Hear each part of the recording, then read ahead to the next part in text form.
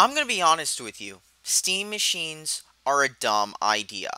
I mean, the more you think about it, the dumber and dumber it sounds, but don't take my word for it. They're not even out yet, and yet Valve is already announcing more and more hardware that might possibly steal the spotlight from yet another streaming box to a VR headset because VR is the new fad that might or might not be the next 3D. Remember when everybody was thinking that was going to be the future of everything? So anyways, Valve has their sights set on the console market because, well, it's easy to see why. A lot of people were buying games such as Left 4 Dead and Left 4 Dead 2 on the 360, along with Portal 2 and Counter-Strike Global Offensive and Team Fortress 2. But of course, Valve is disappointed at console makers because they don't have enough control. And due to the fact that Microsoft and Apple are making their own app stores, Valve is afraid that their monopoly is going to be crushed by competition. Especially considering that, well, Microsoft and Apple have their app stores with the operating system, while with Steam you actually have to download it and install it. Since Valve wanted another way out, though, in case, well, they started to lose their monopoly on the PC gaming market, considering how every publisher except Ubisoft and EA has Steam on even retail copies of games. I mean, you can't even buy a game anymore without having it installing Steam on your computer. Luckily, Valve was prepared for if Microsoft and Apple take a walled garden approach and make it so you can only download apps from their own app store. Valve is trying to go to Linux. Now, long story short, Linux has been a flop in the desktop for many reasons. I mean, you could write a whole paper on why Linux has flopped on the desktop. But I think the easiest way to see how Linux has failed on the desktop is to go install it on a random computer and notice how much the hardware does not work, requires a bunch of workarounds to work, etc.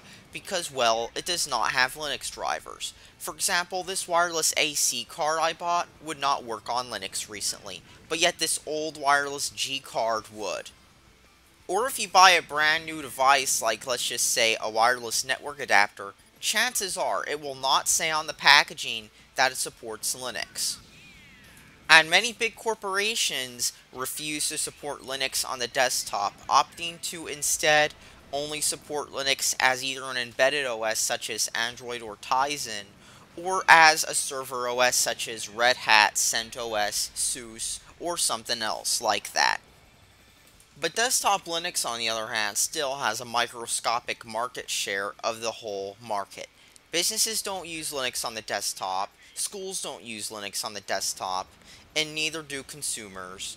And really, it has not caught on whatsoever unless it's a watered down or embedded version such as Android or Chromebooks. So in both an attempt to kickstart game development for Steam on Linux, and of course eat away at some of the consoles' market share, Valve decided to release Steam machines. Or well, they've only announced them because they announced them like a while ago, but they've been in development and actually ended up getting delayed yet again, but now they finally announced a release date for the end of this year, in November.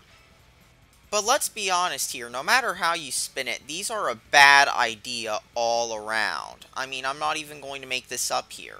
These things are a straight up joke. Now, Valve is taking a very unconventional approach to entering the console market.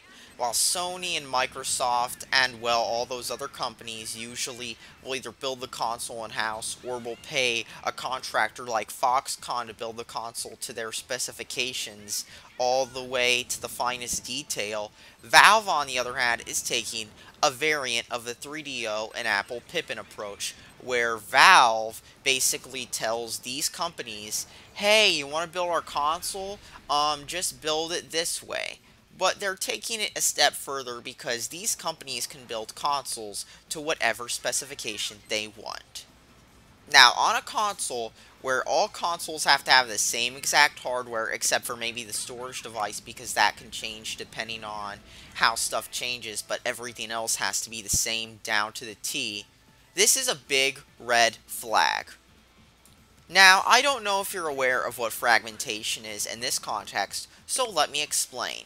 With Android, for example, I'm going to use Android as an example as it's a very good example of this. You have various phones being sold as well, smartphones, high-end, easy to use, plug and play. But yet you find out that developers struggle with these phones. And well, you'll have many apps that work fine on a Samsung, but don't work as well on like an HTC, for example. And you have all these operating systems and hardware being customized to the point where a lot of stuff feels different despite running Android 4.4. And even phones with the same brand name and model name can vary wildly from country to country and carrier to carrier. For example, the Galaxy S series. I mean, you have phones that have different screen resolutions, different screen sizes, different button layouts. I mean, some of them have on-screen buttons, some of them have touch buttons below the screen, some of them even have physical buttons. And you also have different processor types and speeds, different processor core amounts, and of course, even different processor architectures like ARM v7, ARM v8, x86, and even some lesser used ones such as MIPS, and of course in older phones, ARM v6. And let's not forget how with Android, you even have phones with different RAM and storage amounts, and some phones don't even have adequate storage for more than a few apps, while many phones also lack SD card slots. But I think you get what I'm saying with Android. The specifications from phone to phone vary widely. And with the console, they eliminate that by having all consoles be the same. And this is a bad thing for various reasons, but first let me get into a big one. Let's just say you bought a 360 back in 2008, you know, with the Falcon motherboard and everything. And well, it's 2014. You can still buy Call of Duty Advanced Warfare for it. You can still buy Battlefield Hardline for it. You can still buy Dragon Age Inquisition for it. You can still buy Watch Dogs for it. You can still buy Titanfall for it. I mean, sure, they'll be scaled down versions, but you can still play the new games on your 360. And in fact, that's one argument I've seen many people use against the Xbox One. Even though they're scaled down versions for the 360 with either features removed or graphics cut, people will still buy them anyway. I'm saying some people because many people are buying the new consoles anyway, but whatever. Yet with the GTX 260, Call of Duty Advanced Warfare won't even load up because it requires a DirectX 11 card. Same with other games such as ID Tech 5 games, or other games that require DirectX 11 only, even if the GPU theoretically has enough power. It requires you to actually have DirectX 11, so it won't play. The 360 doesn't have that problem, just put the game in and play it. Or you know how a common complaint on Steam forums is how the game doesn't run fine on their PC, yet someone with a more powerful PC will talk about how amazing it runs on their high-end setup? That's another problem with PC gaming that only exists on the PC. You can have a game that will run like crap on one person's system, but on another system it will run extremely fast. That does not happen with consoles, and it did not until now with the Steam machine. Because it's going to happen, mark my words. Unlike on consoles, where developers usually only target one or two pieces of hardware, on PCs, you have various hardware configurations that developers are going to have to target, and it's going to be a struggle. Should you cut out people who use the lower end machines, or should you, well, develop for the lower end machine in mind and cut out a bunch of features and not really use the power of high end machines other than to basically turn the settings up? But I've just talked about the theoretical problems as somebody who's played a lot of PC games. Let's get into the practical problems with the hardware, shall we? Now, one thing is consistent in gaming. If a console is overpriced and underpowered, it will fail. You can look in the past and see examples that prove my point, such as the Atari Jaguar, the 3DO, the Pippin, the CDI, and you can even look now with the whole Wii U and how it's struggling and only has first-party games because third parties don't even want to touch the damn thing. The Steam machine is probably more on the level of past consoles though, because it costs a lot of money and you only get a little. Now, the cheapest Steam machine costs about $460, and you might think that maybe with all that much money, I'll get that mythical console killer, that mythical Xbox One killer. But all you get is an AMD Athlon X4, a Radeon R7 250X, and of course only 4 gigs of RAM. That's right, this thing costs more than an Xbox One does by $110. Now, I'd like to apologize if saying the words Xbox and One triggered you. Let me try to make a brand inclusive, safe space where, like, let's just say you don't have to believe that problematic consoles to you exist. Alright, let's do that again with the PS4. It costs $60 more than a PS4. But yet, no matter which console you're a fan of, the system has weaker specifications than both. Only a quad-core instead of an octo-core, 4 gigs of RAM when the other systems have 8 gigs of RAM, and of course, the GPU is probably the only half-decent thing about it. But here's the thing, this costs more than an Xbox One and more than a PS4. You cannot justify this in any way because it has weaker hardware. In fact, all these Steam machines in the console price bracket have things in common. They only have a dual-core Intel or quad-core AMD processor, and they also only have 4 gigs of RAM and a 500 gig hard drive, and a 1 to 2 gigabyte VRAM video card. Nearly all these Steam machines also come with very small cases, which makes cooling a problem, especially if you're going to be putting desktop-sized components in them. And the higher-end ones do have bigger cases, but the problem with that is people don't want big consoles. Remember the whole Xbox One debacle where people still are complaining about how big the console is compared to the competition? I mean, even if it has a better cooling system, people don't care. They just want a smaller console. But at the same time, these things also aren't very upgradable due to that. So if you want to put in like a bigger GPU or something like that, you might want to be careful because your upgradability space is pretty limited in these small cases. It doesn't matter what brand you buy, it's always going to be limited. And some of these Steam machines literally cost so much that it makes you wonder, why don't you just go buy a PC? But let's get real here. When was the last time you saw a gaming console cost over $1,000? Because I have not seen one that costs over $1,000, ever.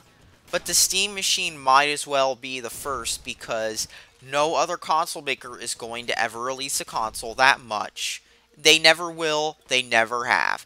I mean, remember the whole $599 US dollars meme, even though there was actually a $499 one, but whatever. Remember how big that got?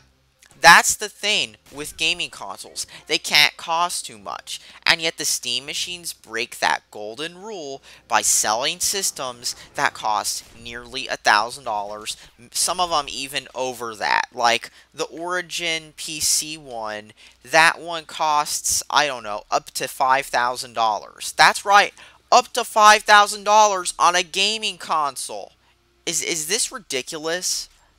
But hey, maybe this would all be counteracted if this had all the big games people play, right?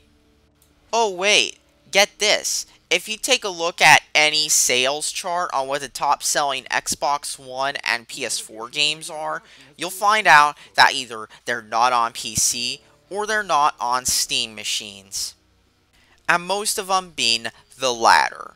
Because, well, many games on consoles such as Advanced Warfare, Assassin's Creed Unity, Titanfall, Grand Theft Auto 5, Assassin's Creed 4, Black Flag, FIFA 15, Battlefield 4, Dead Rising 3, and more are on PC.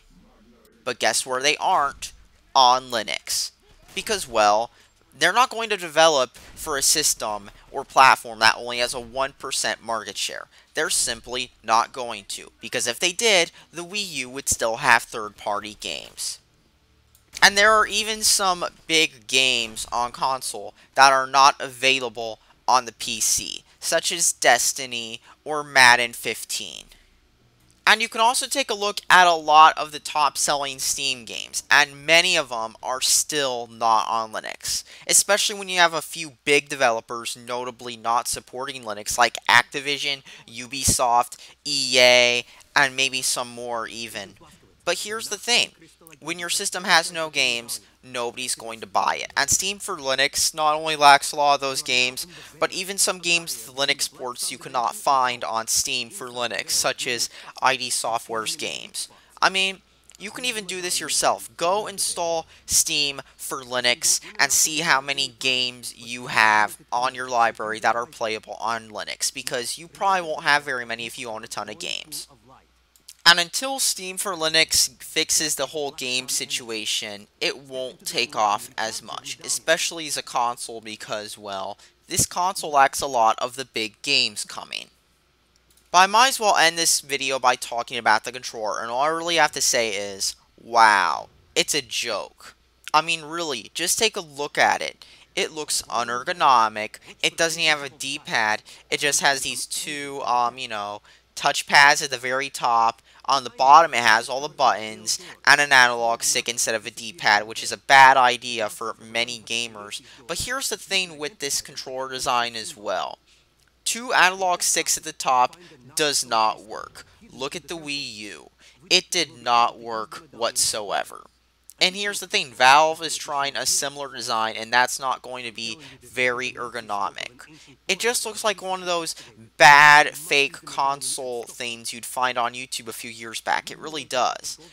And that's the thing with the controller. It does not look like it would fit very well in your hand, and that's all I really have to say about this whole Steam Machine thing. This whole thing's a joke. It probably won't catch on except among the Valve faithful, because in the end, who is the audience for this? No Walmart shopper is going to know who the hell Pacific Northwest, who Alienware is, who Zotac is, who any of these brands are. But you know who they will know? They will know who Xbox is. They will know who PlayStation is. That's all I have to say. Oh, and one more thing. I thought I was done making this video, but this thought came up, so I have to say this. You know how in 2013 the gaming media and all the YouTube gamers were criticizing Microsoft for having the Xbox One DRM policy in place? Well, Steam has something just like that. Don't believe me? Take a look at the back of any box for a Steam game. It says in the license agreement that you cannot transfer the game, and it says on the box you have to accept the license agreement to play the game. So yeah, it's the same exact DRM that people criticized Microsoft for. The only difference is, I guess Valve gets a free pass for it.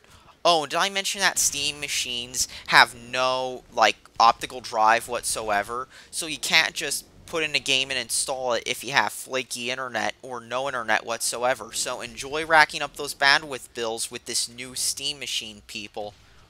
You can play an Xbox One, PS4, or Wii U offline, but you can't with the Steam machines. This is the same exact thing that Microsoft got criticized for planning. And yet Valve's getting a free pass for it? I thought you gamers were better. Okay? But really, that's all that needs to be said. This thing is not going to work in the long run.